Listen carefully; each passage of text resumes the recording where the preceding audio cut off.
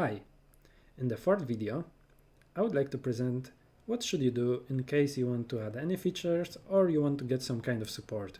Maybe there was an update with the software of ImageJ and some functions stopped working.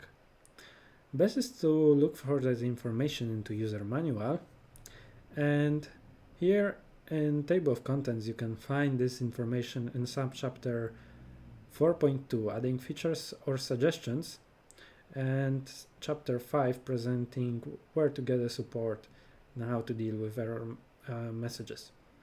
So let's go into subchapter 4.2 adding features or suggestions. I've explained that it's best to open, if you want to add any features by yourself, it's good to open the files using, for example, some improved text editor like Sublime Text or Atom, which you can download by clicking these hyperlinks. And then it's good to select the Java syntax, so the code will be colored in a way that it's more readable. So for example, let's consider the script for single analysis.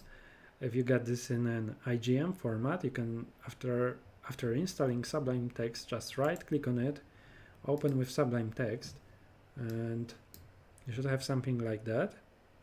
Now you can change the syntax from plain text to Java, and as you see, the beginning of the code actually is like a user manual, but then it starts and all the functions are quite explained with the comments. So for example, get date and time, this is the function that does that.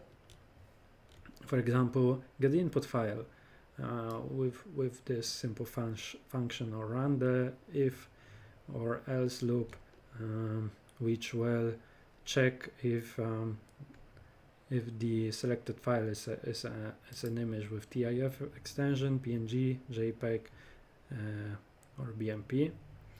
And you can run through the whole code. It's quite a lot of functions, so you may be lost in that, but don't be worried. I think if you spend more time on it, you will finally get what's going on.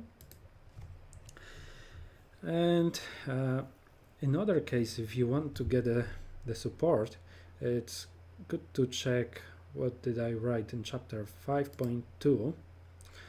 The best way is to write me an email under the following address, but in case you would like to look for the results somewhere else, I've included 3 of the websites that I found the most helpful while developing my script. You can search through the ImageJ resources, you can browse the overall manual of ImageJ, and in the last case, I would advise you to write a new post on ImageJ forum, and the community is really great.